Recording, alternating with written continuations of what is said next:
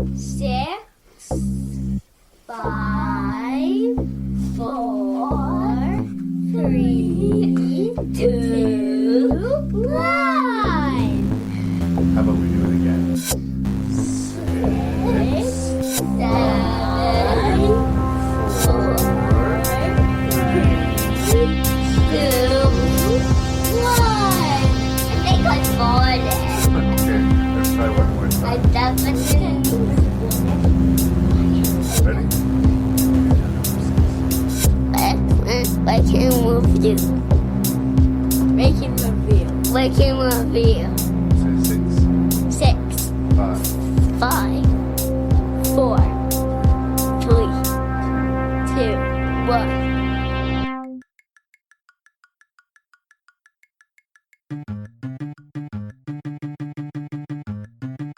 Hello and welcome to the 224th episode of Rank and Review. I am your host and random Canadian Larry Parsons, and I will be joined this episode by Mr. Matthew Risling to discuss 6 horror films on the subject of bad magic.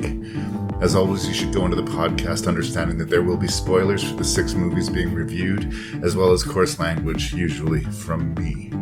Please send your feedback to ranknreview@gmail.com. That's ranknreview@gmail.com. The website is at Ranknreview.ca because I'm up here in Canada. And if you need something to plug into your ears in the intervening weeks between podcasts, you should listen to the Shelf Shedding Movie Show hosted by Mr. Jason Dubray, as well as check out the Terror Table podcast, which is a great quality podcast local to me. Thank you so much for your ears. Let's get into the second last episode of this season of Rank and Review.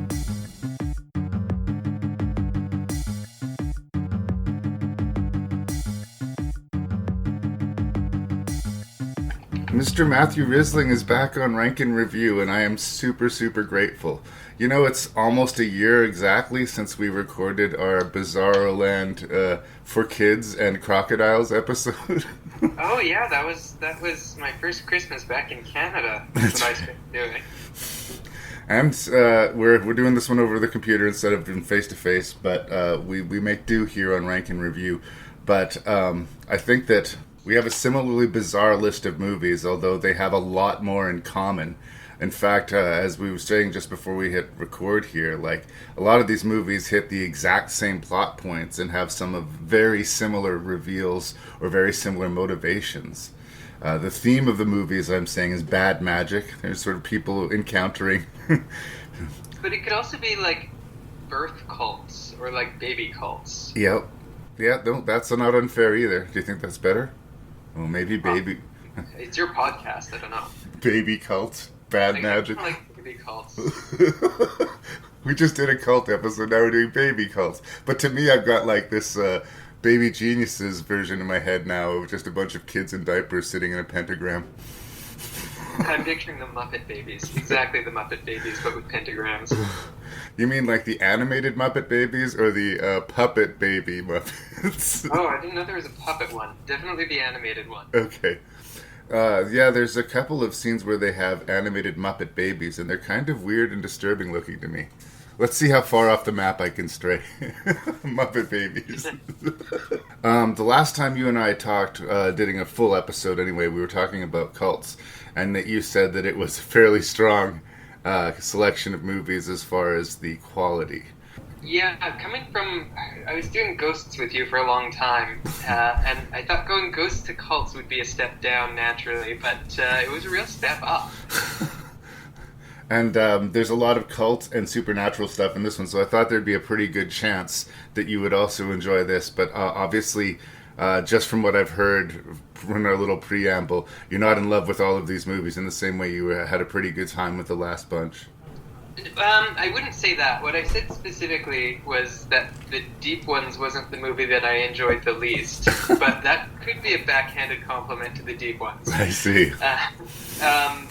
I didn't universally love them, but I think this was, like, on balance, a really high quality list of movies. I was saying right before we started that I binged all of these in the last 72 hours. And so sometimes when I watch 6 movies in 72 hours, it feels like it's going to be a chore. But almost every one of these movies, I got into it and I was like, okay, there's something here. Yeah. And most of them don't overstay their welcome. I mean, Hereditary pulled it off. That's over 2 hours. But most of the time, especially, I guess I'm starting to see the formula more because I watched these two groups of movies so close together. I remember defending the cult movies in our previous episodes, saying that they're not, quote, as formulaic as like your slasher movie or your rom-com. After this bunch of 6, I feel like I need to eat my words at least minimally, because we see the same character, the person from the outside who's coming in trying to help, ending up having a grim fate, or, And they all but maybe one of them end up on a real bummer. Yeah. It's the whoever coined the phrase that could be the title of the Twilight Zone. Nice try, asshole. That's right. This would fit. Nice try, asshole. Yeah. They are dark, and I do just find that maybe there is more of the formula, like I said, than I was comfortable admitting before. But I do think that there's a little bit more wiggle room here than you have in your average slasher movie. There's usually this sort of intangible floating evil that we kind of get to know over the course of the movie. And sort of the big reveal, as you were just saying, usually seems to be that it's not something you can beat. Do not fuck with this stuff. I think my favorite version of this is a movie called A Dark Song. If you haven't seen it and you liked these types of movies, I think you would probably get behind that one.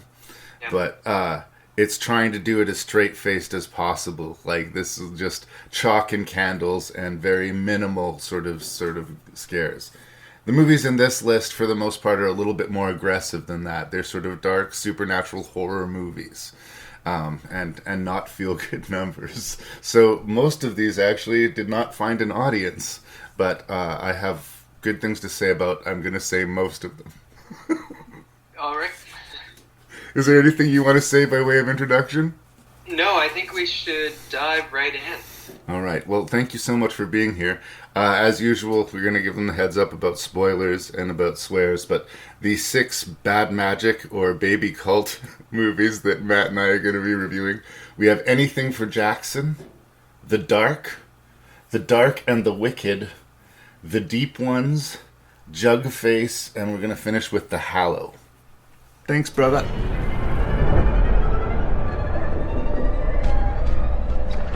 Dr. Walsh, morning. Here to clean your drive. No, everything's okay. Thank you so much for the book. Hail Satan. Hail Satan. Hail Satan. Hail Satan. Assuming you've seen some ghosts, huh? No one has more time than a grieving family. We can do this. He's coming back to us.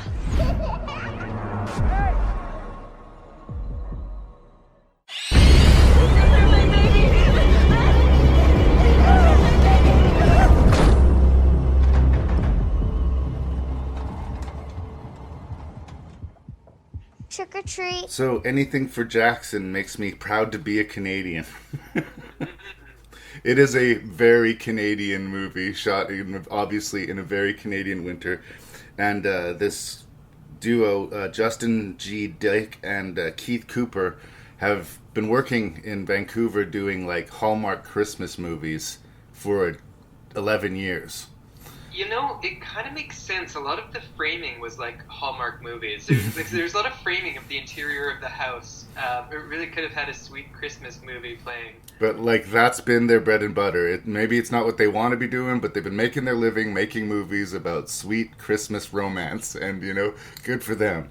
And then all of a sudden there's this really different aberration satanic movie on their schedule. Anything for Jackson. It stars Julian Richings, the often mentioned Canadian actor who you'll see in all Canadian TV shows and a lot of bit parts in movies, and very rarely... He's actually obligated to be in every Canadian horror movie, I think. He might be.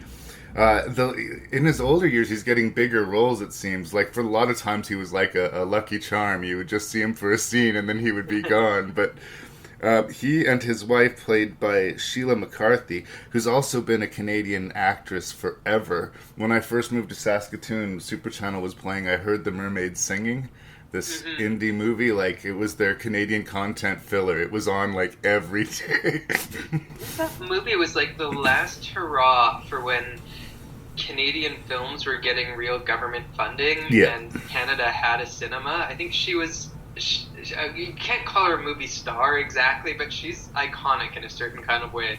Tangentially, I watching movies with my boys last night. Owen picked Die Hard 2, and there she was as the reporter in Die Hard 2. I'd completely forgotten that she was in there.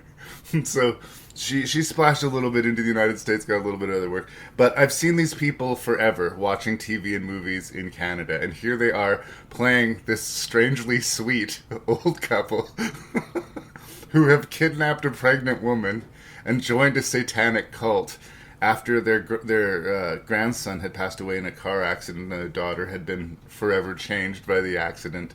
They want Jackson back, and they're willing to do anything to get Jackson back.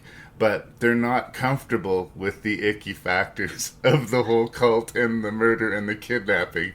And the darkly hilarious, but I think kind of effective humor that is kind of slightly drizzled over top of the horrible story that is unfolding adds a real good flavor. A horrible story in, like, they kidnap this pregnant woman, they've got her chained down to the bed, like this satanic ritual misery, which is what I thought the movie was going to be. But then about a third of the way through, perhaps, they do a preliminary ritual and it summons a bunch of really gruesome ghosts.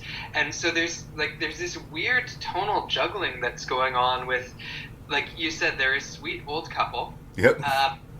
There are definitely a couple of lull moments, like just arid, bone-dry humor, but then like some ghosts that can compete with any of the best ghosts I can think of. Well, even the minimalist stuff. There's a ghost that's just like a Halloween costume of a ghost, and Jackson himself is just this toddler that looks a little gray. But I found them quite unsettling, like in a way I wasn't fully prepared for. Yeah, I think the one that has to take the cake is that disgusting old woman flossing her teeth so hard that she's sawing the teeth out of her gums and they're falling out one by one. And they all get their moment, sort of splashy boo moment, but they never really leave. They're like hanging around the house. After that ritual happens, the temperature of the horror gets turned up significantly. Mm-hmm. And there's also the sort of weird Canadian quirk to it. The character, the neighbor guy who aggressively wants to shovel the snow from their driveway. He's like kind of a dick about it, but it's like a weird, what is this scene going for? Well, first he's a dick about it, and then we learn that his wife left him, and that he's desperate. Like, he's been kicked out of his house, his wife was cheating on him, he's worried about losing his contracts, so he's just like, he needs this job. And then later, when our sweet old, I don't know if we want to call him the protagonist, but whatever, Julian Riching's character, he doesn't even really have a tender moment. He just asks if he should send flowers or something, and then the snow removal guy gets very Canadian. It's like, I'll just do it for free. Showing that you care.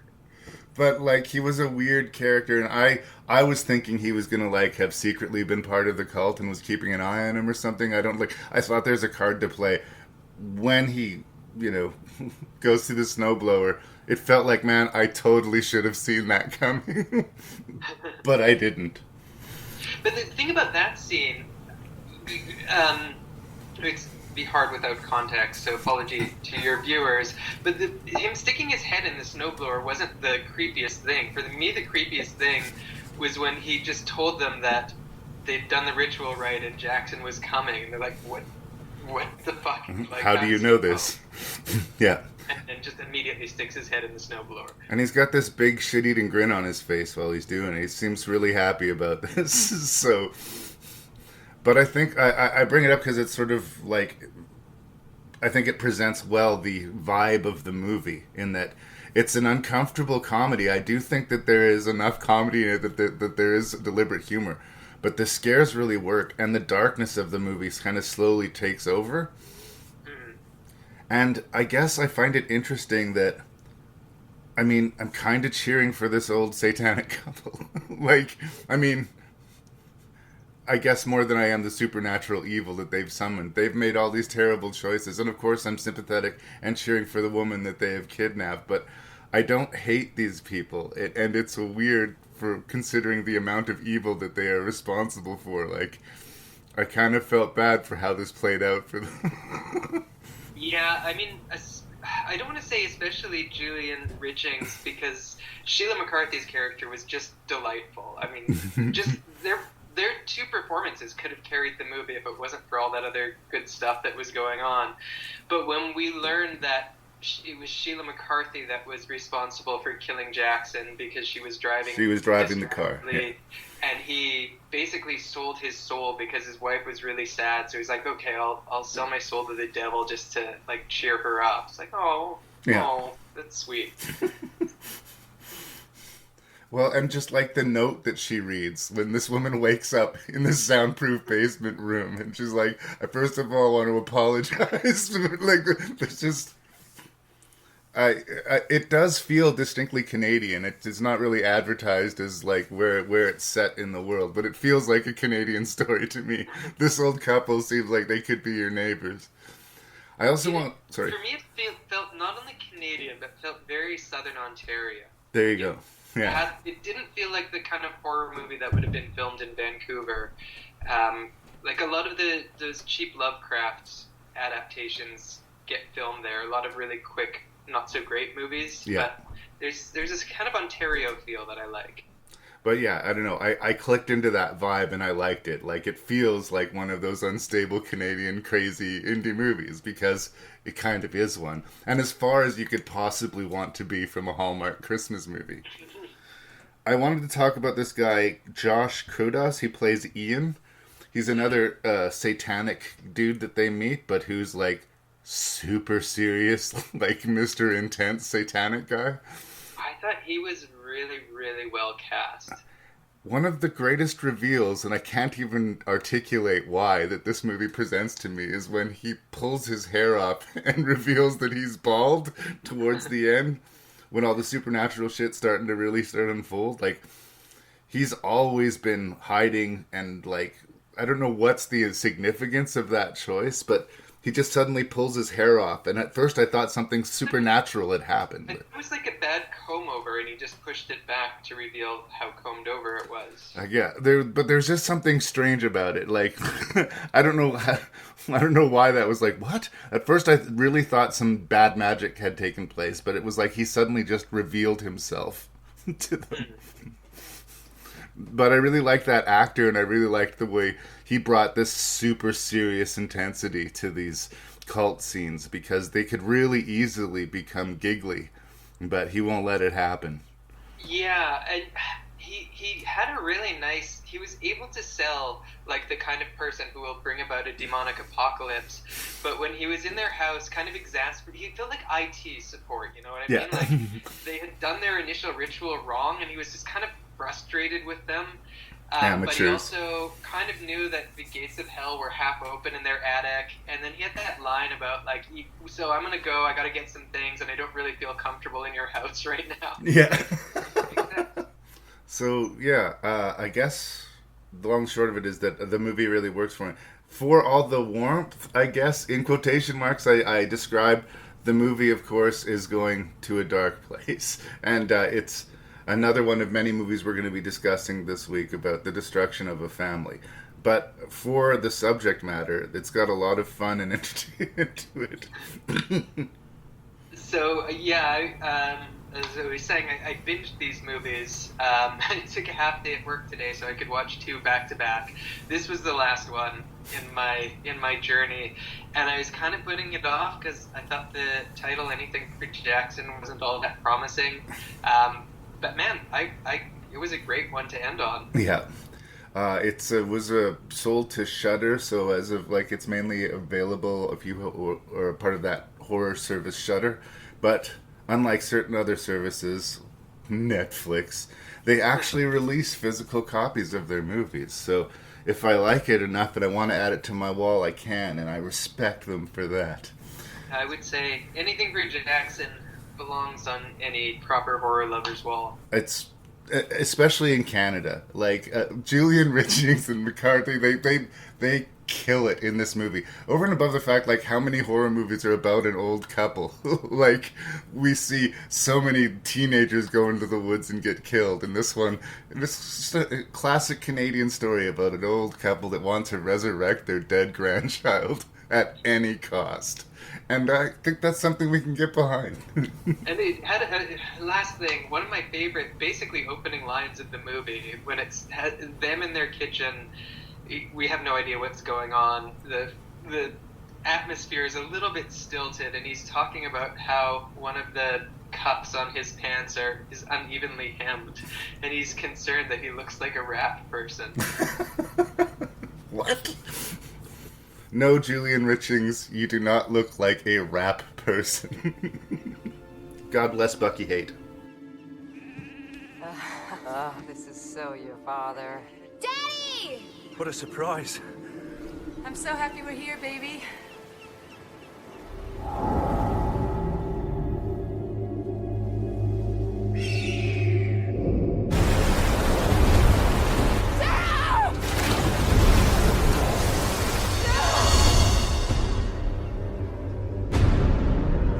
We didn't find her. We didn't find her today. Sarah's dead. She's not. I feel it. I know it. She's not.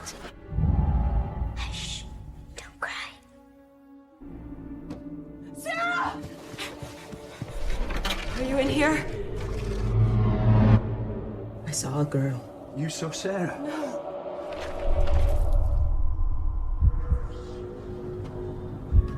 Let's get you cleaned up and find someone who knows who you are. Don't worry. Everything's gonna be all right.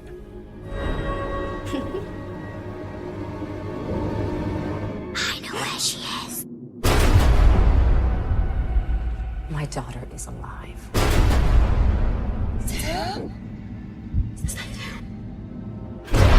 One of the living for one of the dead. So The Dark is directed by John Fawcett, who is interesting to me because he brought us another great Canadian classic horror movie called Ginger Snaps. Oh. This was not made in Canada. This is a very Welsh movie dealing with Welsh mythology, and it's got Maria Bella, who I think is very talented and very attractive, and Sean Bean, who I think is very talented and very attractive. And it's a weird case for me because there's so much working for this movie. I have Welsh blood in me. I have interest in the subject matter. I like the cast, and I like the idea of exploring specifically some like real Welsh mythology. But I remember the first time I watched it thinking that was kind of chilly and effective.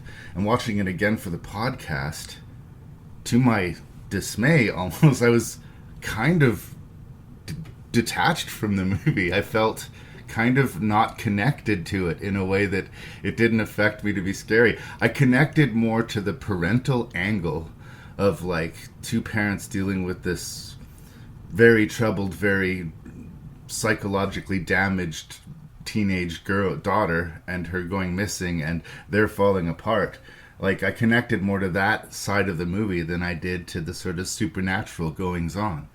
And it's strange, like, I don't know if it's me or the movie, if it's fatigue of watching these types of movie, but I went from really liking the movie to being kind of indifferent to it as I was watching it for this podcast. And I hope you can help me figure out what happened. Yeah, so when I watched it and the credits went up and it had Maria Bellows and Sean Bean, I was a little bit apprehensive because I don't tend to like horror movies that have name actors. Right. And like both of them are character actor enough that it wasn't like saying Harrison Ford or something like that. But I was worried that it would get a bit of a DreamWorks vibe. And then watching it, I liked the setting a lot. The they did a pretty good job with the mood from the beginning, but throughout the whole thing, I was just getting these crazy dark water vibes. The Jennifer Connelly one? Movie with Jennifer Connelly. Yeah. Yeah. And actually, the plot is very, very similar to Dark Water, and the ending is very similar to Dark Water. And so, I have a lot of notes about how it's quite conventional, and it could be a good mystery, but everything is very telegraphed. It has the scene early on with the cell phone not working, or it has the scene early on with the daddy and daughter playing Morse code together, so there's going to be some Morse code tapping. And it was like everything was in place, and it was okay, but the ending really grabbed me by the guts and just made me feel sad and not good. And so it felt like a very, very good paint-by-numbers movie, but then it had an ending that weirdly affected me. See, and that's what I remembered about the movie, like, when I first watched it and coming to revisit it, like, it really hit at the end. It was kind of a slow build and a slow bunch of reveals, but when the punches came, it really hit. And for some reason this time, maybe because I knew where it was going, or just, again, the amount of movies I've been watching, it didn't hit me in the same way. I also had kept on looking at the neighbor guy who dealt with the sheep jumping off the cliff and had a lot of exposition to deal with.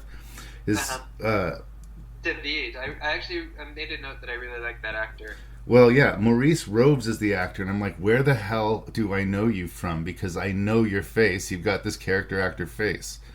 In the 90s, for whatever reason, I watched this movie, The Last of the Mohicans, a lot. The Daniel Day-Lewis. I watched that with you and your dad, actually. That's right. And I still think it's a great movie. I have a lot of fun with it. But he's Madeline Stowe's dad in that movie. He has a really grim death from Magua in that movie. And I guess that must be it, because I didn't recognize most of them. But I thought he was really good. I mean, it was one of these characters who's like very foreboding, and it's not safe for your girl, and he clearly knows stuff, and he has his exposition to drop, and eventually he does. Like, it's that role. But I really did like him. Yeah, I mean, there was no point in that movie where you think this guy's making it out alive, but it's a little bit sad when he dies. No, yeah. The other thing that I think might take away from it is just sort of the repetition. That character of the neighbor who tries to warn you, but then tells you the backstory, but then either disappears or dies. We're going to counter that a few times throughout these series of movies, right? And sheep and animal and livestock acting strangely. We're going to encounter that a lot in these stories. The novel it's based off of is actually called Sheep. I don't think he tries to warn them away exactly, right? He just knows something's going on. He's not like, you and your daughter never should have come here. No. But it could not be. It might not be safe for the little, or maybe I'm getting it jumbled with the Hallow. They say it might not be safe for your little one in the Hallow. I also appreciate the yin and yang that they're going through. This is probably the benefit of it coming from a novel, that it is revealed that the relationship between the mother and the daughter has been really deteriorating since the separation, and there was actually a suicide attempt by this preteen daughter that sort of was the precipice what led to this trip to Wales. And towards the end, the climactic moment of the movie involves Maria Bello grabbing a little girl and forcibly jumping off of a cliff, symbolically committing suicide. And there's kind of an interesting yin and yang of that, but it was set up strangely. Like, in a weird way, if we'd known from the beginning where Maria Bello was coming from, the punch of that might have actually held stronger for me.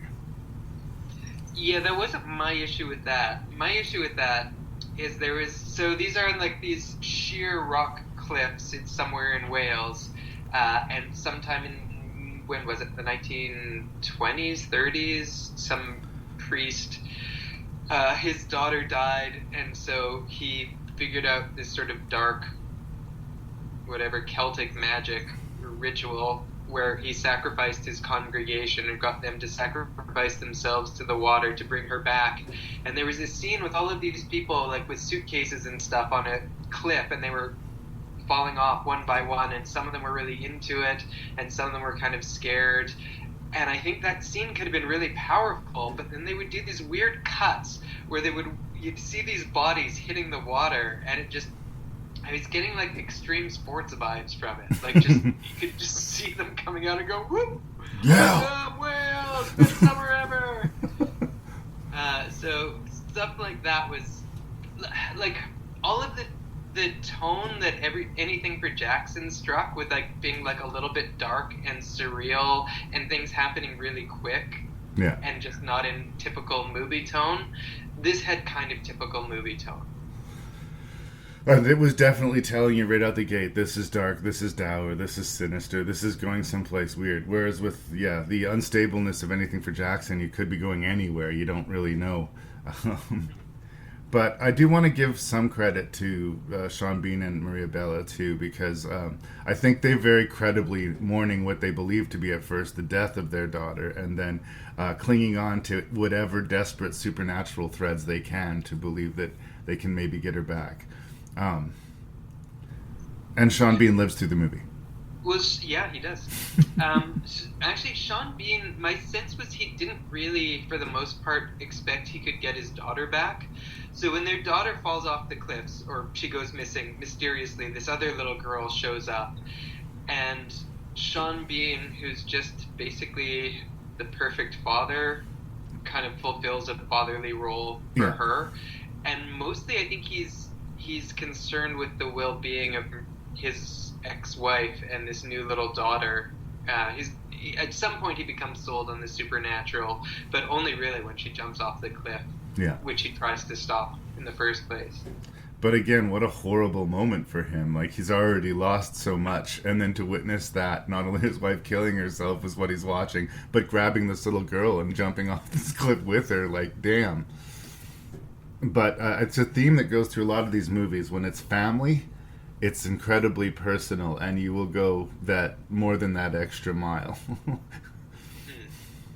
I don't know if I would grab some other kid and jump off a cliff for one of my boys. Depends on my mood that day. So I guess it depends on which boy. Yeah, exactly. The thing that really got me at the end was not just that we find out, after she has this climactic rescuing her daughter from... So she goes into the water, and then she's kind of like in this hell, where she's like in this torture dungeon, which is kind of like the abattoir that was on the property, but sort of this just eternal torture thing that's going to happen to her. But then she fights her way out, gets her daughter back. Her daughter returns home, and then there was actually, I think, a really good shot where she's following her daughter in the house, and the door closes on her face because it's revealed that she's not really back. Yeah. And I thought, okay, well, that's fine. She sacrificed herself, saved her daughter. That's very sweet. And then there's a later reveal, and the movie just kind of kept going for a little too long. Yeah, something's happening. And it turns out that this other little girl has replaced her girl, and you're like, oh, shit. But then that final scene where then the torture guy comes, and she's just basically in hell to get tortured forever. So, like, nice try, asshole. So, you didn't get your daughter back. You unleashed an evil little girl onto your surviving husband, and you're going to spend an eternity in torment. And credits. And I don't know, I watched it last night, and when I went to bed, I kind of had like a sad feeling in the pit of my stomach. And so for a paint-by-numbers movie to make me feel that strong of emotion, that's something. And it does get the job done, and I did want to say that. I don't want to tell people not to watch it. I just want to say it. I watched the movie twice, and I had two very different experiences when I did. So maybe it's just a one-time ride. Yeah, could easily be. Is there anything else you want to say about The Dark? I know I've been kind of short on this one.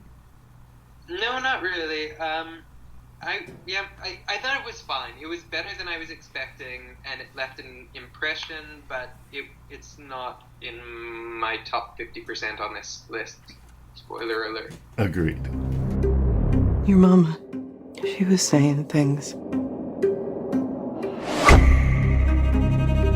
She would sit right beside him just whispering. But she wasn't talking to him. We found it in her pocket. She didn't believe in God. What does it matter whether you believe? I found Mom's diary. What if she saw something out there? Told y'all not to come.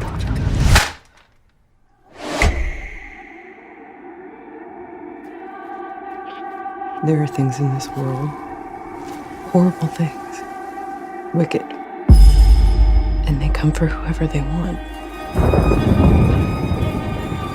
I saw something. She wasn't crazy. Do you smell him? He's close now. He's not out there.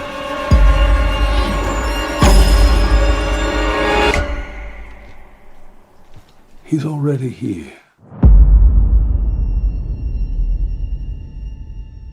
Matthew just said, I'm going to have to really carry this next review of The Dark and the Wicked. I don't know if that means that it's not a big fan or what, but it's written and directed by Brian Bertino, and you and I have talked about him before. We reviewed this movie called The Monster, where a mother and daughter were trapped in a car on a secluded road. Oh, yeah, I remember that. Yeah, same director, same writer. He also did this movie, The Strangers, about a couple who were getting sieged by these masked stalkers in the middle of the night, again in a secluded place in the woods. And his weird gift seems to be able to do very familiar setups, but effectively. The Monster is basically every monster movie you've ever seen, but it's well handled, well executed, totally worth your time watching if you like that sort of thing. The Strangers, if you're into like a home invasion thriller, absolutely does the job. It plays within the realm of every other home invasion movie, but it does the job. And The Dark and the Wicked is set on a secluded farm about an entity that's attacking an entire family and whittling them away one at a time. There's nothing basically too surprising in what's happening throughout the story.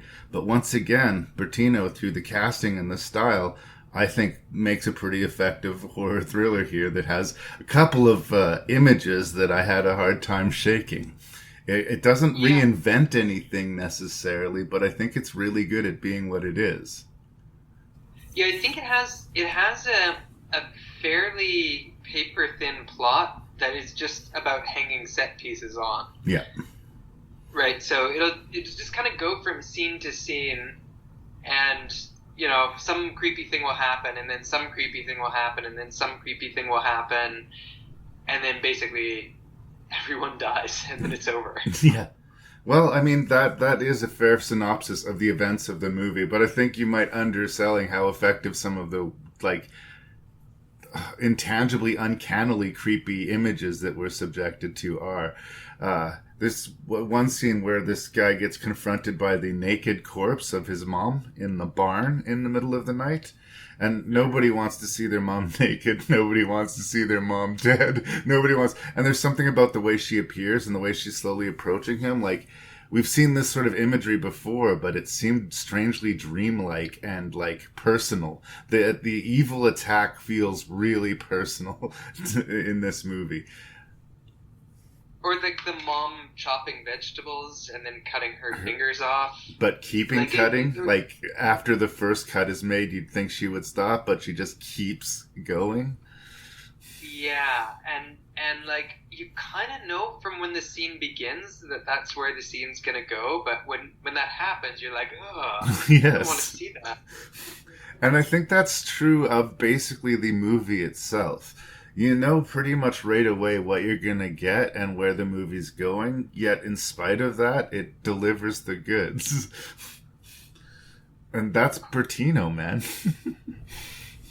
Yeah, so do we want to give a bit of a synopsis about what it's about? Well, so it starts off with this old lady at the farmhouse, and they've got goats, and the goats are really scared, and she goes into the barn, and there seems to be some sort of charms or something, and then she dies? No, she doesn't die, but it seems like there's a demon trying to get in the house, or some sort of monster. A presence reveals itself.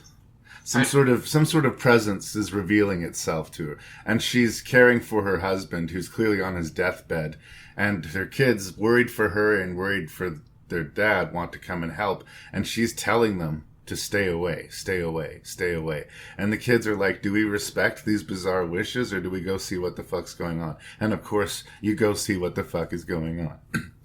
And yeah, the whole place is cursed, and there's this escalation of supernatural activities and like personal attacks. It seems to like figure out what your weakness is. The older brother is distracted because he's away from his family the whole time here. So the evil power uses his love of his wife and daughters to trick him at the end of the movie, and or the love of your parents, or the wanting to say goodbye to your father. It always seems to use that one personal chink in your armor to sink its teeth into you. Yeah, and actually the scene where the brother goes back home and his wife and daughters had committed suicide in his house, like that was a real gut punch of a scene. And even more so when you found out that didn't really happen. Yeah, right after he finished slitting his own throat, and then they come home and yeah, it's like the worst possible scenario ever. It goes from you losing your family and not being able to take it and killing yourself, to suddenly realizing you've been tricked, but your throat's cut and your daughters are about to watch you die in front of them, not understanding. Well, and he just very shamefully, i.e. with a lot of shame, not that he should be ashamed for it, because, you know, he had a horrible vision in the farmhouse, and like, I gotta fuck off, I gotta leave. Yeah. And then his sister really wants him to stay, and he's like, you know, I love you, sis, but I got higher priorities. And then, yeah, he goes home, his family is dead, and he's lost everything, and he kills himself, and then it turns out they're not dead, and he just sees them as he bleeds out. Nice try, asshole. And honestly, the sister too, right? She stays with her father, you know, I'm not going to leave you, I love you, blah, blah, blah, there's lots of love in this house. And then, you know, as soon as he dies, the demon comes, gets her. She does the right thing, and she pays a brutal penalty for it. There's also great supporting players in here. Lynn Andrews plays this nurse who's there to help out. Yeah, I wanted to give her mentions. Because it would seem to be one of these thankless throwaway roles, but she makes a total complete person out of this character, and her exit from the movie is so troubling. Yeah, let's just say that she's knitting very shortly before she makes her exit. Yeah, exactly. This is the movie where people do self-harm. Also, Xander Berkeley, who plays the sinister priest guy with the weird, deliberate sort of whisper to his voice and delivery. Okay, were you getting like Mad Poltergeist 2 vibes from him? I should have been, because he was totally that guy. But Xander Berkeley is a character actor who has been in everything. Like, he's in Terminator 2, he's in The Rock, he shows up in like 2-scene roles in like all sorts of movies. He's just one of these guys that's always been around. And usually it's just a 1 or 2 scene role. And I don't know, I was a little bit debating on whether or not he was overplaying his hand with this sinister priest character, but I can't say that I disliked it. So I don't think he was, because he shows up and he's like this fire and brimstone preacher, and you're like, oh, you maybe like dial it back a little bit. But then it turns out when she tracks him down, calls him, he's like, I'm not even in that stage. Like, I have no idea who you are, why you're calling me. Yeah. And when he shows up on their porch at 3 o'clock in the morning or whatever, yeah, this is not okay. There was that other lovable elderly guy who seemed like another one of those character actors that shows up a lot to get killed. Did he get his back blown out by a shotgun in Misery? Was it that guy? No, it's not the same dude, but I could see why you do that. I can't remember the name of the actor in this one, but yeah, he played the almost the same thing happens actually in Anything for Jackson. Someone gets close to discovering the secret and then they inexplicably end up shooting themselves, right? There's no help for them. Like, there's no outside source that can come in and pull them out of there, and there's nothing within themselves that's going to allow them to abandon their home place. I guess the real thing that's maybe missing of the movie, or whether it is or not, we can discuss, but the why. Why is this being inflicted on this family? Was there something that they did? Had it always been there? Like, what? Why? Why did all of this terrible, terrible stuff happen? Yeah, and I think, like, on one hand, I don't really mind, because who knows, when you're dealing with demons, does a demon really need a why? Yeah. But it could have been one of those horror movies that's also a metaphor for something. Like in the same way that Monster, although a little bit on the nose, was a metaphor for this absentee alcoholic mother, and this monster is kind of a manifestation of that in some way. One of the problems that I had with this movie is it did just seem kind of random and pointless. Like, it reminded me a lot of some Japanese horror, like Suicide Club, where just, I don't know, people start to die. Like The Grudge, where, I don't know, you just died. You never had a choice. But again, repetition is part of horror. And then they slowly walk down the hallway and there's a boo. And then there's, but it's a double-edged sword, you're right, as far as the reveal. What answer would we accept? And, or if they did answer all the questions, would I be sitting here saying it was going kind of neat and tidy that it was all explained? Oh, they shouldn't have entrenched on so-and-so's land or whatever. Like, it's something like offensively dumb, like the Dusk Till Dawn prequels, where it explains why this titty bar in the middle of Mexico has vampires. Like, just don't worry about it. Doesn't matter. There's a bar full of vampires, and let's have some fun. This I would not describe as fun.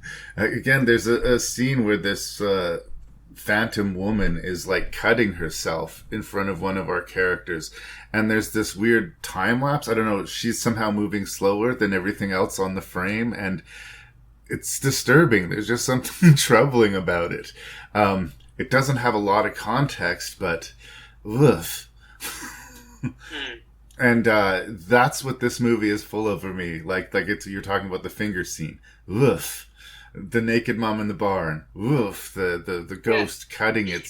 Woof. This movie is set pieces. Like, that's what it is. More so than most, I think even most horror. It's just like, here's one scene, like one really well composed scene where something gross happens or something sad happens, and then here's another, and here's another, and there's no, like, I think this movie has no arc. I mean, correct me if you're wrong. I don't think there's a character arc. I don't think there's a narrative arc. It's just bad things happen. Not a lot of lessons are learned, or if they are, they're learned at the moment of death, which, I mean, it doesn't really have a big payoff. I mean, what lessons are learned? Like, you got me. Yeah. I was fooled. You used my love of my family against me. Well played, evil. But I mean, I want to say points for good execution, because when your narrative is that thin, if anything goes off, if you have a wonky performance in one of your leads, or you have a poor delivery of one of your scares, it becomes make fun ofable really quickly. And I did not laugh at this movie, like, at all. There's another movie that we're going to talk about that I laughed at, but this was not it. So this one, weirdly, for me, it was a similar experience to yours with The Dark, because at about the 20-minute point, I was getting these really strong deja vu vibes, and then about 10 or 15 minutes later, I was like nagged, like, have I seen this? It seems so familiar. And then I remembered that I saw it, like, not that long ago, like July, something like that. Oh, wow. I was watching this with, like, this DVD with a friend that was over. And I think the first time I saw it, it was pretty impactful, but I didn't think it was great. But the second time, I weirdly had no memories of it, because there's nothing about it to really stick with you. Like, it's just really good set pieces, but it's not exactly a movie. Some of the images stuck with me, and I do have this weird reserved respect for Bertino. Like, I mean, I guess I would love it if he did something that felt completely original, but he seems to really know his way around the horror genre, because, like, maybe this shouldn't have worked, but I'm giving it a passing grade. No, I'm very ambivalent about it, because it's like he's got a real knack for directing scenes, but not really a knack for directing movies, right? Like, it's all of its parts are good, but it just has, I don't know, it left me a little bit wanting. Like, it could have been a great movie, but it was just merely a lot of great scenes that added up to a good movie. Yeah.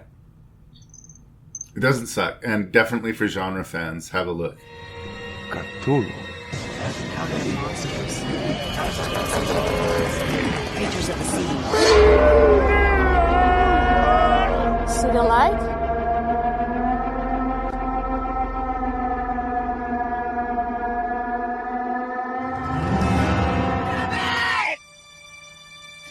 What is it?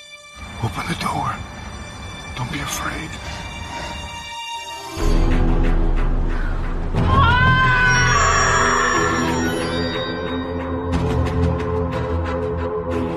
Listen, I've heard about some of these cults. They're into all this Necronomicon.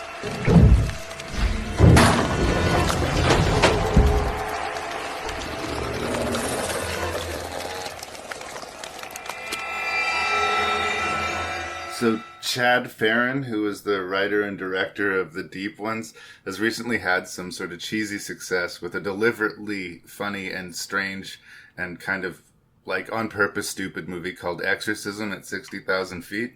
The weird thing about watching The Deep Ones, especially as someone who's got such a soft spot for H.P. Lovecraft and even some of the really truly terrible low budget attempts at interpreting Lovecraft on film, like, I got this sinking feeling when I was watching this movie, like, maybe this should have been a comedy. 'Cause maybe this works more effectively as a comedy, and maybe that was the fix that they could have done in edit. Because this movie, played straight, just frankly does not work at all for me. But this movie as an absurd comedy, or a statement on sort of sloppy, low-budget filmmaking, is at time just hysterical, laugh out loud funny, but not on purpose, I don't think. Yeah, I mean, the problem is, it's actually, I don't think, I couldn't really recommend it as a bad movie. I don't think it's, like, the acting isn't great, and the cinematography isn't great, the production isn't great, but... The special effects aren't great, the acting's not great, yeah. It's like a precocious student film. Yeah. Like, I don't know what to say. Like, it seems like one of those films that you make over 2 weeks or so everybody gets something for their demo reel. I was hoping, I was hoping it would be better than it is, obviously, because it wasn't very good. But I was also hoping it would be worse than it was. Right. But there was something a little bit plucky about it. I think the thing that made me go, okay, everybody out of the pool, was when they introduced this doctor character who's clearly being played by a man. So I was wondering if that was on purpose, because I thought it could have been a trans actor, maybe. Or they were trying to make there's something off about this character. Can we put our finger on it? But, like, it just reads weird right away. Like, why did they make that choice? You're not fooling anyone. And, like, yeah, later on when they show them all meeting, she's got these gill slits in her throat or whatever, so we know that she's part of it. But, like, that performance wasn't credible for a second, and it was ridiculous. Like, that's just a guy in women's clothes. It's obviously a guy in women's clothes. Like, are we really supposed to take her seriously? Like, within the context of the... I let that one go because I thought it might have just been a trans actor. Oh, I didn't feel that way. I thought he was just supposed to be weird. Or she was supposed to be weird. That's another possibility. The problem with movies like this that are basically student films is you always want to give the benefit of the doubt. Right. Like, you know, that's a choice but not a great choice. But who knows? Like, who knows what moments in this film were choices and what moments in this film were just people fumbling along to try to stitch something together. Yeah. Well... So there was the... so it starts with this, I would say, young couple. They're not. Everybody in this movie was in their 40s. But they're like at an Airbnb or something, and they're being greeted by the owners, and then whatever, they have a suspicious time, and then like it does the next day. It plays ominous music, and it's doing like these hard cuts and like Dutch angles where we're supposed to realize that something's amiss, but like there's like this hard cut and this Dutch angle of like no skateboarding. Like, what is that to symbolize the evil of this neighborhood?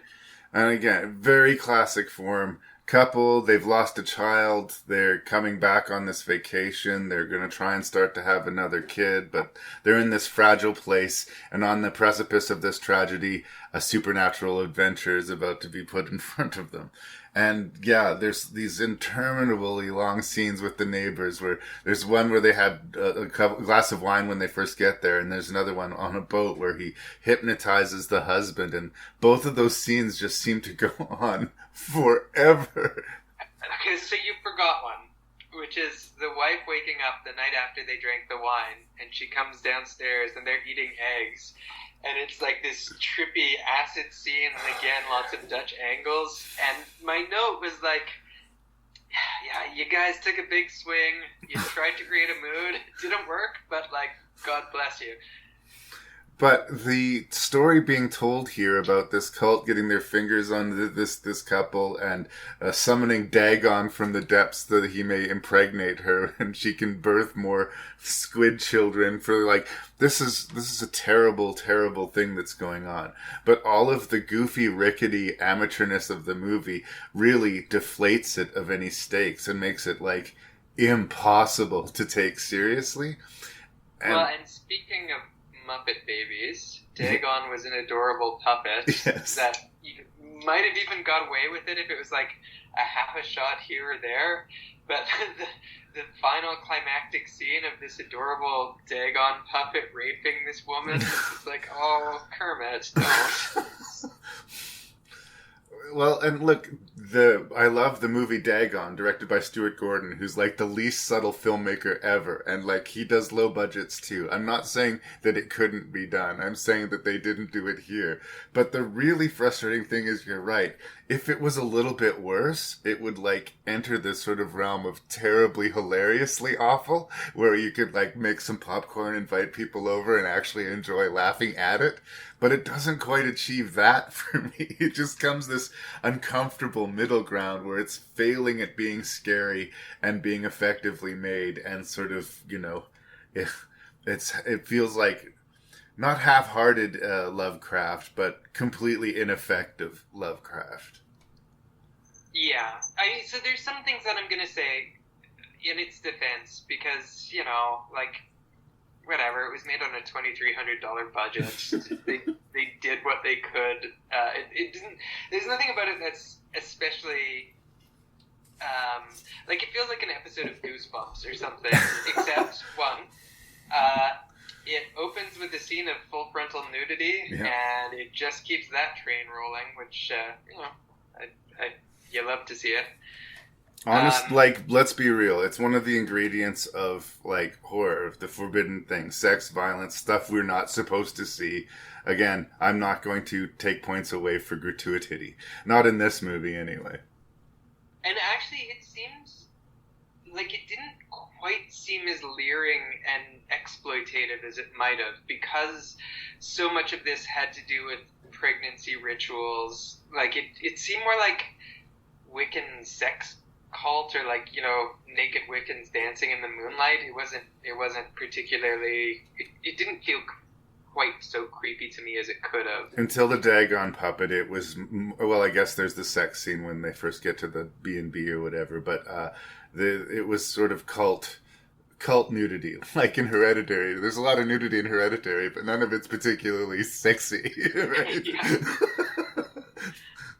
Two, I thought our leading couple actually had a pretty good chemistry. It was this second movie from this list where, like, yeah, it's, you know, they're weirdly sweet. You feel some affection between these two people. So, like, you know, good on them. Yeah. I thought the husband had good and bad moments in the movie. I really didn't buy the hypnotism scene. I don't know if it was the writing or the directing or whatever, but he smokes like half a joint, or they must have put some evil Cthulhu magic inside of it, and then he shines a lighter in his face. Light. He kept saying, "Look at the light, look at the light," and he almost hypnotized the wife. I think there was some sort of like Cthulhu light that was helping it along. Yeah. But yeah, his turn from, completely being on side with his wife to sort of just being this hollow zombie. I don't know if I completely bought it, but I think I might have been already checked out of the movie. It is one of those movies that kind of announces its amateur qualities pretty early. So another thing that I had, that I thought it had going for it is, earlier this year, for whatever reason, I really got into the original 1970s Stepford Wives. I read the book and I watched the movie. I don't know what impulse it was, but I actually kind of liked it. I thought it struck a pretty good tone. And the plot of this, for a Lovecraft adaptation called The Deep Ones, was way more Stepford Wives than it was either Call of Cthulhu or Shadows over Innsmouth. Yeah. And I thought it had sort of that 1970s Stepford Wives feeling, and like, the husband is just the first one to get it, and then he acts all weird, and then you've got like the best friend that comes, and she's going to be an ally, but then obviously she's not sticking around. No, she'll be fine. They'll be best friends forever. Yeah, we're going to be best friends forever. That's right. Yeah, I don't know. I'm kind of stretching to find good things about it, but it wasn't that bad. I mean, unfortunately, it wasn't that bad, but there was nothing really good about it. So there was some things that kind of worked. It's just... I saw it. It was, I think, like $12.99. It was based off of H.P. Lovecraft. There's lots of tentacles on the cover, and I bought it on a hope and a whim. And there's been worse adaptations of H.P. Lovecraft, but there's been way, way better. And I just I don't know who I would recommend the movie to. I just can't imagine saying you definitely should check out The Deep Ones. It's just not something that would comfortably roll off my tongue. Problem, you can't recommend it to a Lovecraft fan because it really, aside from Dagon, have there really been good adaptations of H.P. Lovecraft? There's been movies that try to capture the vibe, but all adaptations of Lovecraft suck. Well, but it's unfortunately not even the worst one. No. It's not a fun, bad movie. Most of the most successful Lovecraft movies are not actually strictly based on Lovecraft, but they're just Lovecraftian. In the Mouth of Madness, or last time you did the show, we did The Void. That might as well have been an H.P. Lovecraft story, right? It wasn't, but it, let's be real. The influence was strong. Yeah, it's like those Weird Al songs that aren't a direct parody, but they're a parody of a genre, they're a parody of the vibe. Yeah, that's right. Those are the H.P. Lovecraft things that work. And I think it might be, as much as it pains me to admit, H.P. Lovecraft just wasn't a good author and he didn't write good stories. But he had great ideas. Mythos. Concepts and ideas. This movie is based on the writings of. It talks about Dagon, so Innismouth is definitely a big influence, but you couldn't call it an adaptation of Innismouth either.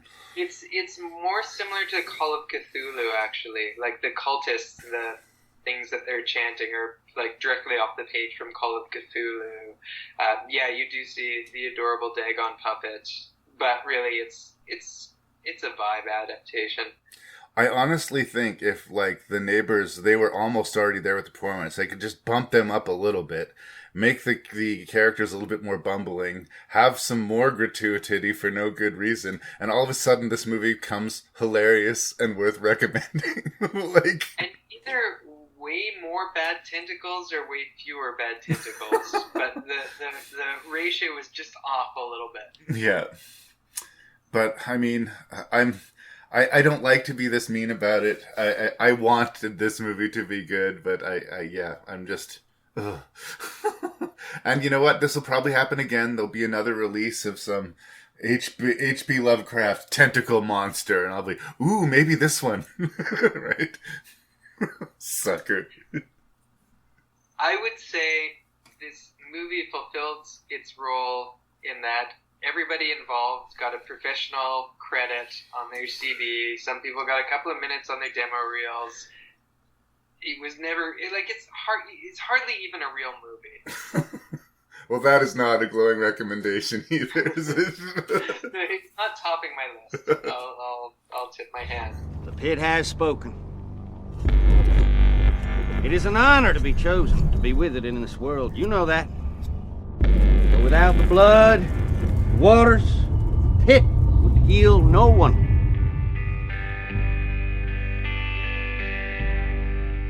I want to see if you've been fooling around before you shame all of us. Pit'll make it right. It always does. Has the pit ever taken a baby? They gonna test you. And you better blame it on somebody else. I don't care who.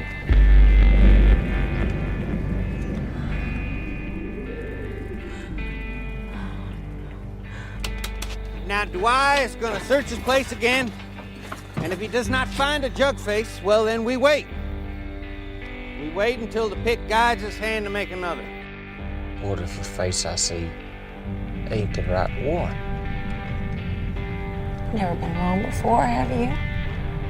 Dwyer! What did you do? You think you can just turn your back on us? Maurice! You all right? It's all my fault. Whose blood is that? Jugface. This is from Glass Eye Pix production company, which is run by Larry Fessenden, who I'm a huge fan of, who's a writer-director of horror movies. And I recently, in the podcast, reviewed with Mireille, a good friend of mine, this movie called Darling, which he'd also produced. Same kind of idea. Super micro-budget in its production, but talented cast and a sort of a singular vision behind it. He likes finding new writer-directors. This case, it's Chad Crawford Kinkle, and it's sort of about this backwood community that has its own religion based around this pit. And they all worship this pit and have these weird rules and rituals around it. The most creepy of is this guy who has a kiln he have these visions and produce these jugs with a face from the community on it. And if you end up with your face on this mug, you get sacrificed to the pit. And that's just how it works. And the movie... Yeah, and just to say that the community has rituals based on the pit has some sort of dark magic to it. And it gives them, it has curative properties, right? They keep it fed whenever it wants somebody sacrificed to it, and it will, it's never entirely clear what it will do for them. But like the guy that does the jugs, he's like, I don't know, some designated jug savant, but he goes into this weird trance. He doesn't even know when he's created a jug. He just feels gross, and the next morning he sees it. Yeah, he's made the jug, and whoever's face is on that is next to go into the pit. What I like about this, and all of the movies actually on this list, is none of them ask us to question whether or not the evil in it is real. All of these movies are absolutely straight-faced. No, there's evil in this world. Keep your eyes open. Bad shit's going to happen. This one actually did a really good job right from the credits, because there was like this animated, it was like Pilgrim era people discovering this area and being cured of the smallpox and then digging a pit and sacrificing somebody. And you kind of know by the time the credits end, there is something in a pit. You're not going to have to faff around with is it real or is it not. Like, these are the rules. It's pretty simple, which works really well because this is a character piece much more than it's a plot piece. And I think the horror that works for me, I mean, there's lots of other things on the surface going on, but the kind of moral of the story, at least in my interpretation this time, is accept your fucking fate. This young woman discovers that her face is on one of the jugs. She's next for the pit, and she doesn't like that idea, so she hides the mug, and the community is put into uproar about it, and there's a lot of negative consequences. And yeah, it kind of leads to. Also kind of, like, I don't know if she knew already or if she just always kind of expected. She's also pregnant. Yes. And so she's got a certain amount of loyalty to her fetus. Because it's not until later in the movie where there's a kind of a uncomfortable miscarriage scene. I say that wondering how there could be a comfortable Yeah, exactly. one. It's an especially uncomfortable miscarriage scene. And then she kind of has to confront the fact that, no, I'm not doing this for my baby. It's mostly for me at this point. Yeah. But the idea that the moral of the story or the theme that we're visiting, like the movie wraps up to is suck it up and accept your fate, is like the worst bow tie ending to a fairy tale type of story that you'd ever want to see. It is a very bleak. Nice. I'm sorry, say that again, brother? Nice try, asshole. Nice try, asshole, exactly. But I don't know, it has a strong personality, this movie. Like they're not Wrong Turn or Deliverance Hill folk. They have, like, they're definitely their own tight-knit community, and Sean Young and Larry Fessenden are big characters, but they're not uninteresting, and it's kind of an interesting little world that we get a peek at in this movie. But you're right, it's much more about the character and her personal journey than, like you said, about The Dark and the Wicked, where it's just a bunch of set pieces. Because there's not a lot of quote-unquote set pieces to Jugface. It's sort of this sustained vibe. There really aren't. And also, like, you're right, like, this would be very easy to be like, you know, these yokels in the woods, whatever, these Southern Baptists, or, you know, they're just these crazy religious inbred people, but, like, they're right. There's no question that there's something in the pit. There's no question that there are forces bigger than them. So there are people that are willing to play by the rules, and then some that want to buck them, and you can kind of be like, yeah, I get where she's coming from. I don't want to get my throat slit so I could get bled out in a pit. But on the other hand, there's some sort of supernatural thing in the pit, and it will hurt us if we don't do that and help us if we do. It goes back to Star Trek, man. The needs of the many outweigh the needs of the few. And yeah, it's demonstrable. Defying the rules causes serious negative consequences that is arguably worse than one girl getting her throat slit over a pit. I don't think it's arguably worse, considering how many people get mauled by this pit. Yeah. Punished her. And yeah, it's just not been satiated. And if the longer it goes on without having its intended sacrifice, the worse things become for the whole community. Yeah, I gotta say, like, the sort of semi-abusive Appalachian yokel parents, Larry Fessenden, every scene that he was in, I don't say he stole, but he was a big presence, and he wasn't an evil guy. Like, he was sometimes doing things that you don't want him to do. He seemed like he was being a little bit hard on our point of view character, but he seemed to be a loving father in his own way. And Sean Young, who is quite cruel in a lot of ways, you kind of get where she's coming from. Like, there's nobody in this movie that doesn't have a point of view, which is always really nice for me. And it seems like the longer you live in the world where these sacrifices to the pit happens, the more normal it becomes to you. Like, Sustin does have his sort of normal dad moments, but on top of that, if the pit needs something, he's going to be the guy to do it, you know? There's another weirdly touching relationship between our protagonist and the maker of the Jugfaces. They get tied up together for a while, yeah. But we know, like, we find out that he's in love with her, although not in, like, a... I don't know what. There's not, like, a lot of... The movie doesn't spend a lot of time with shots of him pining over her, but you just get this sense of there's a real affection, which it kind of reads as like an uncle-ly affection or like an older brotherly affection. But it turns out he's into her, but he's not doing anything because, you know, he knows she's not into him. Well, there's an age gap and she's an innocent little child, but still he might be better for her than, say, her brother.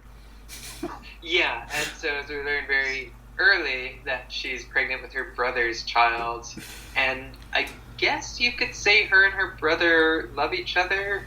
Like, that seems like a pretty genuine relationship, if a little bit icky. Yeah, a little bit. There's a little bit of ick there. Yeah, I will agree with that. But there's also, like, you know, whatever. It's a community of 20 people. It's going to happen.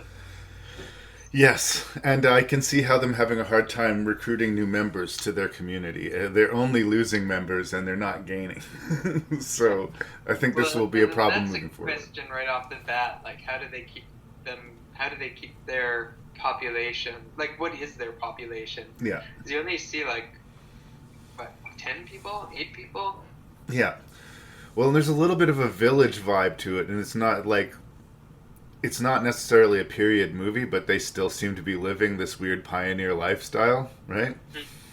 I don't know. Well, we know that it's not because she does a pregnancy test. That's right.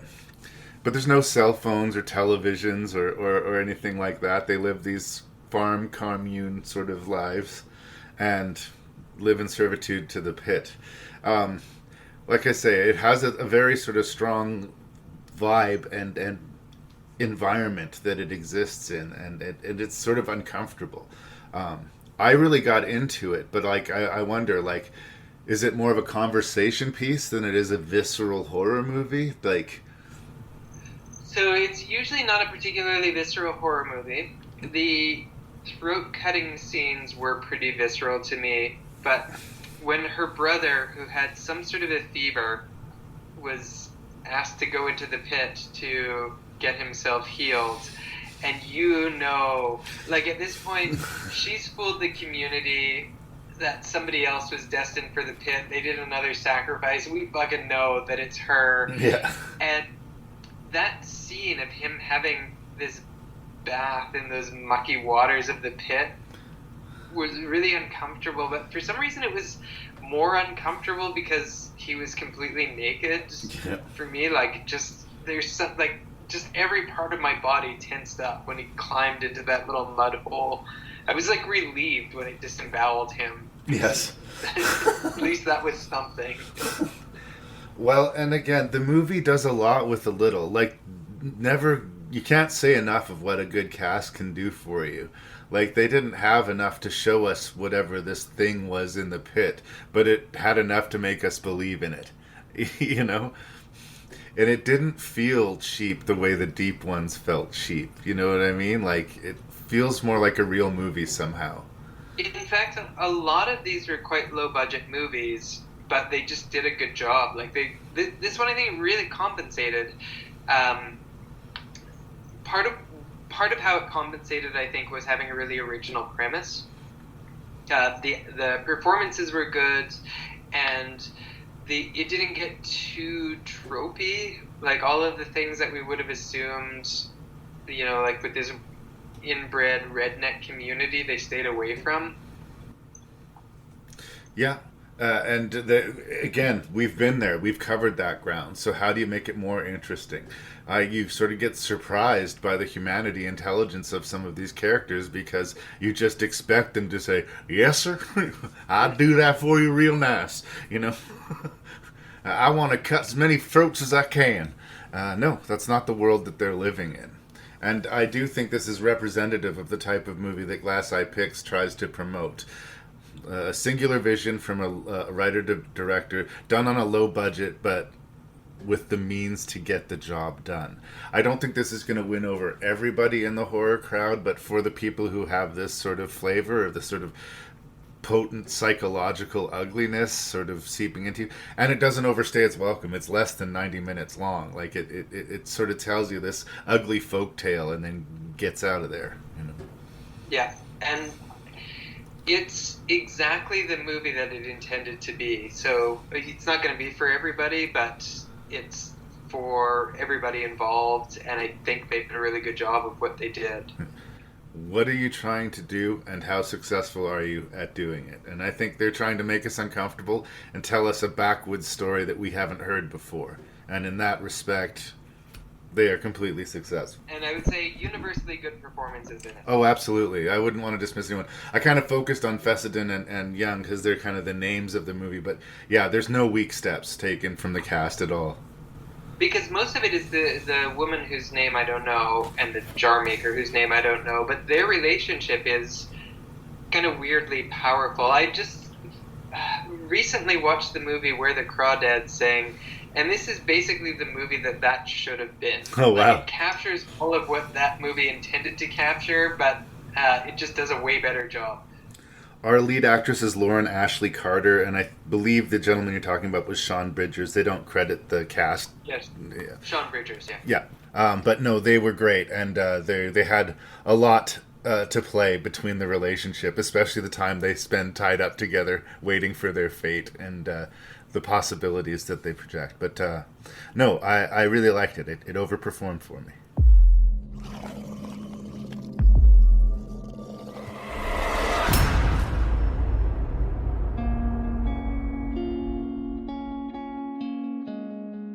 You missing London? Oh, God, no. Me neither. Adam, can you check the attic, please? The roof's falling in. It's an old place. Everything's okay. Okay?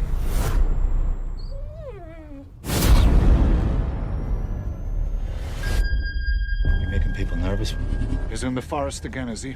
He's trespassing. It's dangerous for him.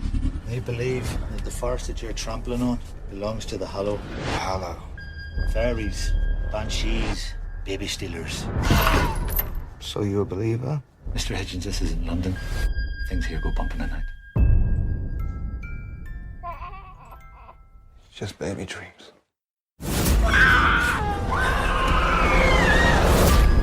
Stay there. Block the door. Adam! Wait! Quick, Adam, there's something back there! If you trespass upon them, they'll trespass upon you. All right, The Hallow is a very Irish horror movie directed by Corin Hardy and co-written by Corin Hardy as well. This movie got some eyes to it, and he ended up getting hired to do The Nun, this entry in the Conjuring universe, which made a lot of money and was quite successful, but nowhere near. I'm sorry? I saw The Nun in the theater. It was way worse than this. Oh, yeah. It was just bad. I really, really like The Hallow, and I am pretty indifferent to The Nun, but I'm increasingly kind of indifferent to the Conjuring universe. I felt like it kind of started strong, but then just was the same. Yeah, but jump scared. I didn't want to necessarily talk about the Conjuring universe, but like, here's this guy who made his sort of little indie horror movie, and it got him his ticket to Hollywood, and hooray for that, and hopefully he gets to make a more interesting movie than The Nun going forward. But that was a big win for him, and The Hallow was a big win for him. The Hallow just happens to be good, whereas The Nun is whatever. At least in my opinion. I don't want to put words in your mouth. No, I think The Hallow is... I think it's, like, objectively good. Yeah. I think it would be hard to find somebody that doesn't think it's good. But like we've been saying again and again for all these movies, it's incredibly familiar. A couple with a brand new baby come to this remote forest in Ireland where all the locals are warning them that it's not a safe place for their kids, and they're doing everything wrong. There's the fairy folk in the woods. Yeah, Don't get your baby. Beware the fairy folk. And they get there, and what are all these brass iron bars all over the house? Let's take those down. And they're like doing everything wrong. They're doing everything wrong in a worse execution. So the first thing where you've got like the father out in the woods with the little baby on his backpack, and he goes into a creepy murder barn, and there's like this horribly killed deer that's like got all this black mold fungus sticking its face to the wall. It's like, even if you're fearless, That's not a great place for a baby. I'm not a father. I don't know for sure. But I think in What to Expect When You're Expecting, they say don't go into a creepy murder barn with your baby. Well, as a father of 2 males, if you can take your kid into a murder house, you take your kid into a murder house. And I don't want to tell you how to raise your children. No, don't be telling me how to do my business. But it is this sort of thing where, like, it's one of these bad trips movies where they go to a place that they shouldn't and do everything wrong. And in a poorly executed movie, we'd be screaming at the screen saying, "What are you guys doing?" But there's great detail to the movie, and I consider this a compliment. But when we finally get to glimpses of these fairy folk, you know, they're not friendly little leprechauns or angels hanging out smoking pipes on toadstools. They're like these ugly, terrible Guillermo del Toro type design creatures, and they play dirty and they want to steal your baby, and there's nothing cute about them, there's nothing fun about them. Like, the movie is genuinely creepy. I will say it's super dark. Like, I wouldn't recommend watching it projected. I like watch it on a good TV but in a dark room. But it's deliberately hard to see what's going on at times, in a way to amp the horror, in a way to make you question, did you see that? Was that them, or was that a trick of the light? And yeah, to just completely strip away the sort of whimsical, cute idea of fairy folk. These are capital M monsters. So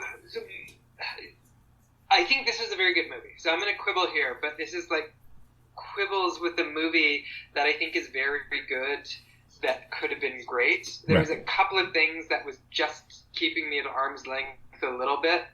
One of them was the creature design, right? I found the creatures a little generic for my taste. Oh, really? Like, I think you could have done something interesting with,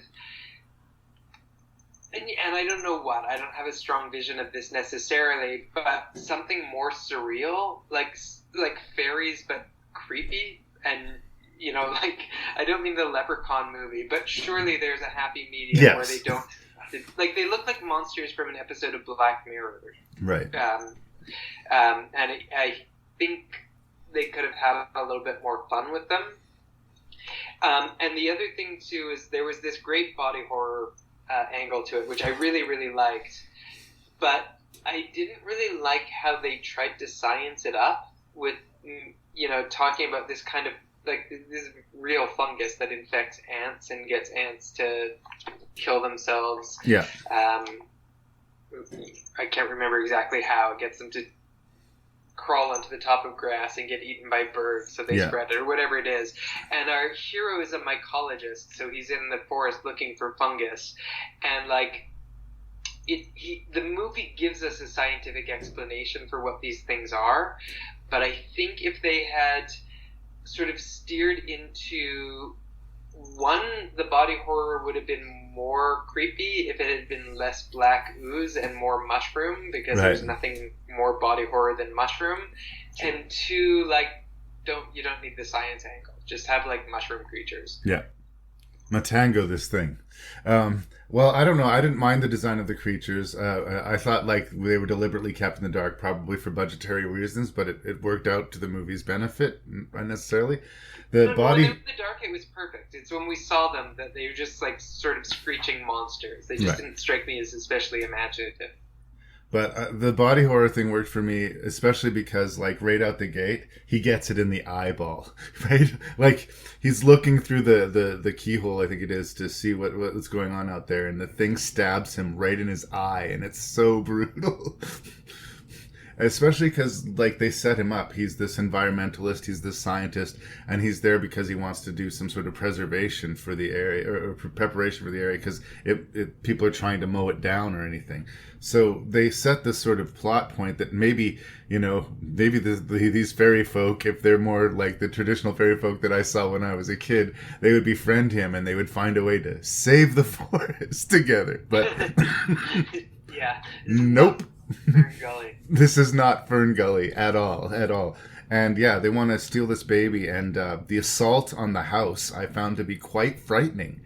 And they're the little creatures again. We're in sort of gremlin, you know, critters territory, where it wouldn't be much harder to make them scary. There's a movie that sort of deals with these same sort of fairy folk, Don't Be Afraid of the Dark, which I think is much less successful at making them frightening to me than The Hallow is. And they seem formidable. Like, they seem like if they set their sights on you, you're kind of fucked. Like, yeah, I mean, they're very weak against iron and light and fire, but if they've got you in the forest in the dark, you're fucked. Yeah. But I do think there is... This is my quibble with the It remakes, where they made the clown too much of a monster, so he lost... Like, there's something in a surreal silliness that can make horror more horrifying, which is why the original, like, 1990s, like, Tim Curry and clown makeup is infinitely scarier. And I think they could have done something here. Like, the when we see these monsters, they're just a little too monstery for my taste. I guess I don't mind a monster. You know the 80s anthology movie Cat's Eye? With Drew Barry... I heard you talk about it on this podcast, but I've never seen it. All right. Well, Drew Barrymore has this little gnome creature that comes out of the hole in the wall, and it's wearing like a jester's outfit, and it has like weapons to its own size, and it's abjectly ridiculous, and I love it. I love it. It's got a little bell jingling in its cap. Like, there's no reason this thing should exist. And I think that this is sort of a little bit more monstrous version of that, but they're still like little creature bugs. Like, and like you feel like they have their own community and sort of world that they communicate and live in together that we have no understanding of, but that would be as interesting a community as the community in Jugface, for instance. They have a real personality to them. Like, I would love to explore this world more. Well, I think, for me, it feels like the world has a personality, but when you see the creatures, they don't. Right. Like, the mythos has a personality, and it's a great mythos. And when we see, like, these sort of fungal slime growths, or when our hero starts having these little mushrooms growing out of his face, like, that's really viscerally horrific. But when he's in the cave with these things and they're just screeching monsters screeching at each other, it loses me a tad. Yeah, I don't entirely disagree, but I don't think it hurts the movie that bad for me. I feel like this is a much more successful version of The Dark, one of the earlier movies that we reviewed. Like, this has more monsters in its sort of story, so that appeals to me generally, but it just seems to hit the notes a little bit stronger. And, this father believes that these creatures are after his baby, and for a point believes that they've switched his baby. And having to try and convince people of that, and the stakes and horror of that really keep you going in a way that sometimes the Dark just felt like the tires were spinning in the mud. This one's moving. Yeah, so one thing that's definitely... you've got to say is a huge plus is it takes about 15 minutes to get going, but the moment it gets going, which is basically when his car stalls out in the forest in the like after he goes to town, it doesn't stop. Like it's just this relentless siege movie that just keeps going and going. And yeah, like I said, they've done everything wrong. The place was actually prepared to withstand an attack when they got there, and they actively stripped it of that. Dumbasses. Which was actually kind of a slight... Again, I'm picking on it. I think it's good. It's just... It just could have been an A+. When you see this A+ on a horizon and it falls short, it's a little extra frustrating.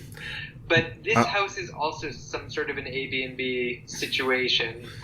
And the person that owns it is saying, really angry, like, you guys won't listen, or blah, blah, blah, like, you should never be there. Well, like, don't rent it to them. Yeah. Like, this could have been a really short movie where you burn down the house. If it's such a problem. And two... nobody goes to like a rental property and takes out all of the steel in, like the whatever guard cages in front of the windows if their landlord says don't do this. You'll violate terms of contract. And it's a lot of work if you're just going to have to put it back up before you leave. Well, there's just like a slight idiot plot thing here. They could have worked around it, but they needed to work around it a little bit. Well, look, if it's a B+ instead of an A+, I will take a B+ horror movie any day of the week. I think it's better than a B+. Like, I think it's good. It's just, it's extra frustrating because it could have been perfect. Yeah. And it fell short of that. Well, as far as first features go, and as far as monster movies go, and as far as atmospheric movies go, like, this doesn't feel low budget or amateurish to me at all. This feels like fully professional. And really, really good performances. Not a bad performance. Anywhere.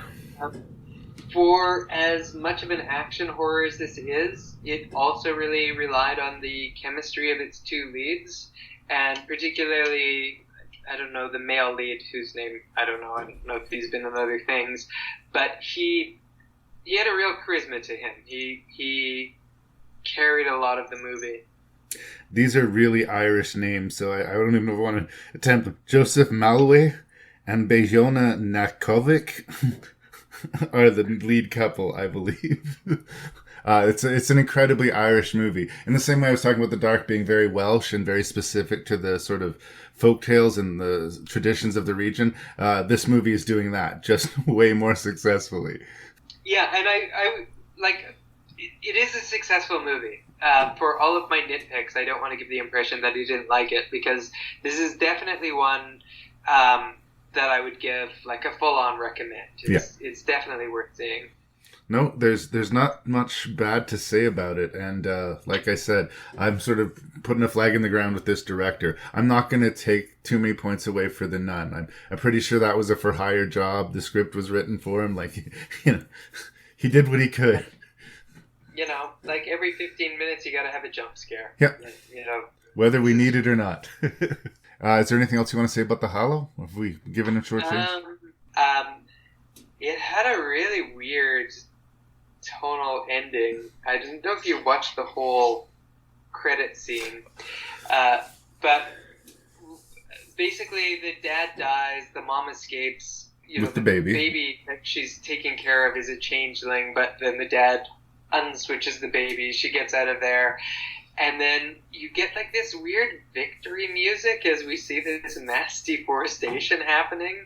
And having gone through this drama with this couple, we know that it's a good thing that this forest is getting taken down. But just having those lumber trucks and like having this forest stripped clean, it's like, there's something about that music that doesn't feel quite right to me. Well, and are they being unleashed upon us now, or whatever neighborhood or whatever being grown there? Are they going to have their own problems there? Like, is the Hallow 2 these ancient creatures in the modern world? Who knows? So that's exactly when the movie goes too far. Because when that weird deforestation happy scene was happening, I went to the washroom and it went on for a long time, and then I came back, and on one of the trees you see like this black slime, which is this fungus that's been infecting people, and then a monster jumps towards the screen and goes, "Brrr!" Yes. Oh, really? But again, we're picking nits here. Yeah, no. I think mostly we're agreed. The movie works way more than it doesn't, and like I say, I like the vibe of it a great deal. There's a real darkness to it, and not a lot of undercutting it with humor, which a lot of the other movies were trying to varying degrees of success. This sort of goes dark and stays there. Yep, it's a very earnest movie. It just occurred to me now. I think I've said more negative things about the Hallow and more positive things about the Deep One. I think I'm just being a contrarian here. That sort of thing happens on this show, man. We know not to take this personal. Anyway, good movie. Well, let's see how these guys rank.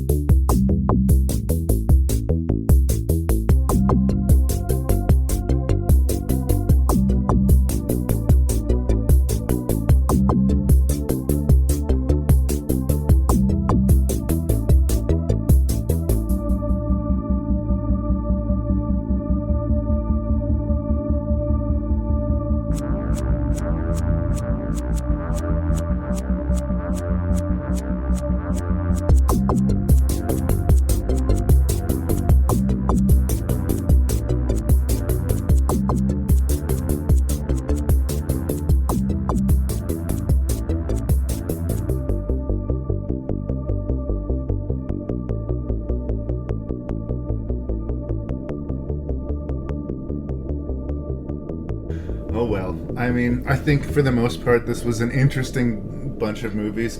I had a lot of bad things to say about the deep ones, but there was some sort of fun about the experience and talking about it anyway. But for these 6 bad magic movies, what was your least favorite and why?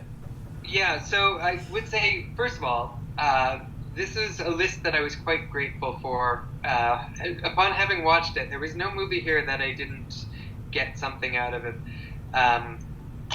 Obviously, we're sadly not going to go 0 for 6. I'm going to put the deep ones at 6. Okay.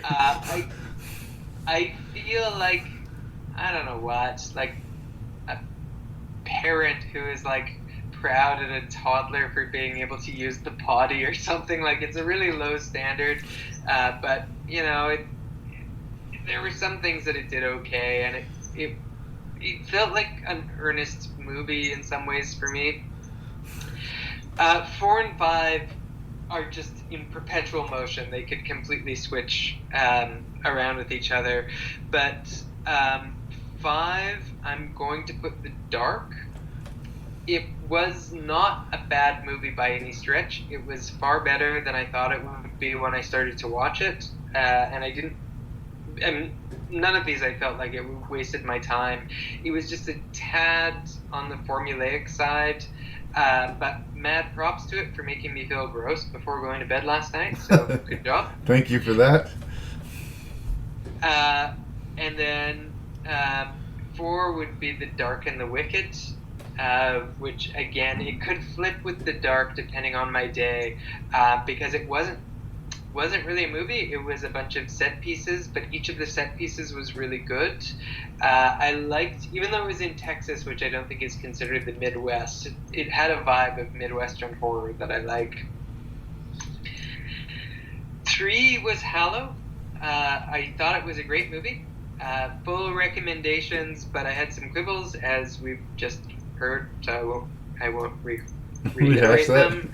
2, Jugface, which I don't know that I would recommend to everybody, but it was really original to me. It had a particular vibe. The performances were stellar across the board, and it was just not a movie I had seen before. Right.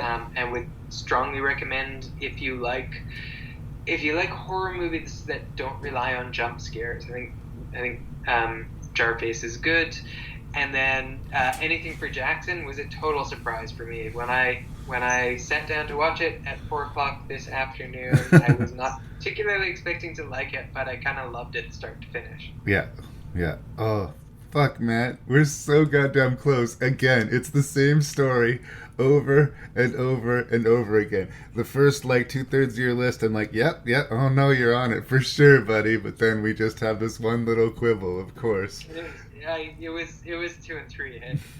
The Hallow and Jugface, or the two. Yeah. You kept on saying Jarface, but I didn't want to interrupt you. Because I wrote down Jarface, but Jugface. It is Jugface, yeah. No, and again, it's a close thing, but damn it, it's one of these days, brother. I swear, it's gonna happen for you.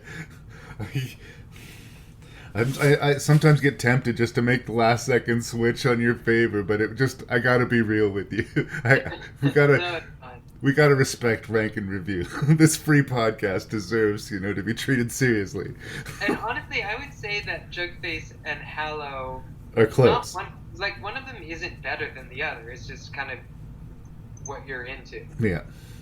Well, I'm going to go through the list anyway, as is my right for the show. But yes, the deep ones is at the bottom, and yes, I said that with a few changes it might work as a comedy, but as far as being a good adaptation of the H.P. Lovecraft vibe, I can't really recommend it. As far as me saying that it's a professionally executed movie, I can't really recommend it. I have some affection for what the movie wants to be, but I have to be real about what the movie is, and the movie is 6th place pretty easily for me. To continue in agreeing with you is The Dark. Again, and I love what the movie's trying to be, and I think that there are really great scenes in the movie. But especially watching it round 2, a lot of its power was diminished for me, and I just sort of waited for the story to play out, and in that way it had no surprises left to reveal. But again, if this is your type of thing, the sort of folk horror angle to things, I think that there are people who could really get a good meal out of The Dark. I just didn't this time. To stay in agreement, The Dark and The Wicked. Yeah, it's a movie made out of its set pieces, as you say, but they're, for the most part, really strong set pieces. Like, this, a couple of images, the fingers and that ghostly woman stabbing herself and the naked lady in the barn, these sort of lingered after I'd watched the movie. What does it all mean, and where did it all come from? There's not movies. The movie doesn't even try to answer it, and that's sort of what brings it down to the bottom half of the list. But if you're a fan of horror movies, this is a pretty decent one. And honestly, if you're a fan of horror movies, just keep your eye on Bertino. I think he's got game. I put Jugface in third place, and why is it lower than the Hallow? Maybe because of my monster movie thing. I like the vibe of the Hallow more, and the great atmosphere of it. Jugface has a strong personality, and if I could have my own jug with my own face on it, like if someone could make and send me that, and I would fucking totally do that. Like, and whoever was doing the jugs did a really good job with those. They're really creepy, but you could tell who the face belonged to. Like, it was really neat. Big points for the props department, and again, it was a low budget affair, so it could have gone the other way in that. There's an ugliness to the jug face that might, take some enjoyment factor from it, but I really want to sing its praises because I don't think enough people have seen it. So if you can get your hands to Jugface, it's like 80 minutes of your life, and it's totally worth it. But for me, The Hallow just... It was like such a feast for a horror creature movie fan. It does those suspense movies really well. There's lots of ouch moments that make you go, oh, god damn, that would hurt so bad. And it plays with you in that way. And again, this is another one of these new directors that I will keep my eyes on. Hopefully Hollywood doesn't totally fuck him up. Or maybe he does a couple of shitty Hollywood movies and he goes back to Ireland and does a really great Irish horror movie again. Well, I think one of the things we're seeing is that horror movies made outside of the U.S. are just better. A lot of the time, it's true. They have more personality, for sure. And anything for Jackson, man, it's hard to articulate the accomplishment of the movie, because I do think that it's funny, and I do think, in a weird way, it's sweet. But it's also like one of the grimmest horror movies. Like, it's so ugly.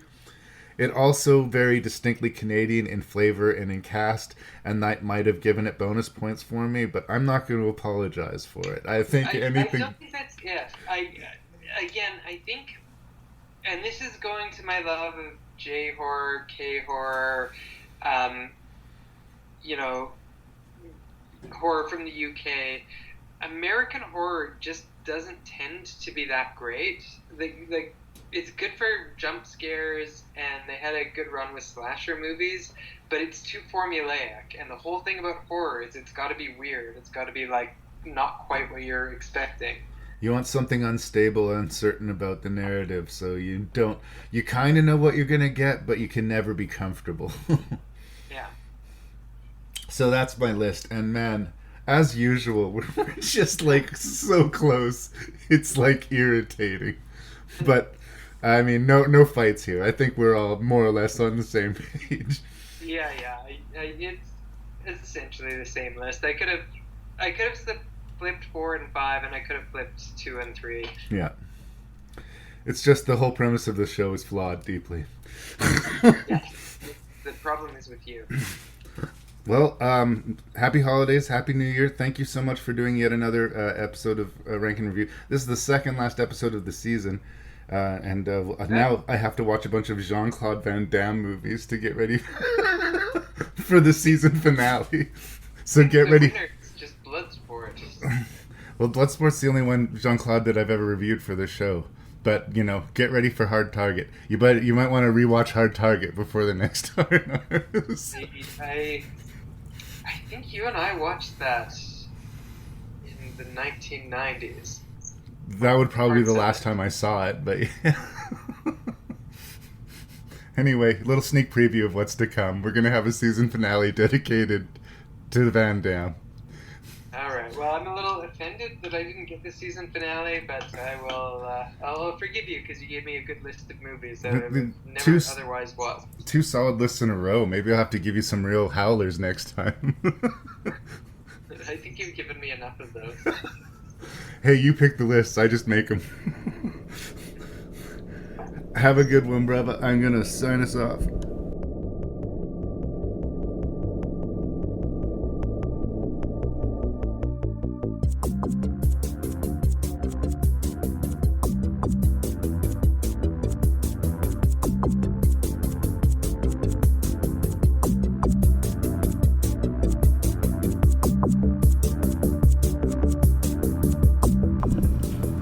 And so episode 224 is in the rear view mirror. What did you think? Did we give a fair shake to these 6 bad magic movies? Was there a better theme to name the episode after? What would you rank the movies as? You can send your feedback to ranknreview@gmail.com. ranknreview@gmail.com. The website, Ranknreview.ca. I, as always, am your host and random Canadian Larry Parsons, and I'm very grateful for your ears.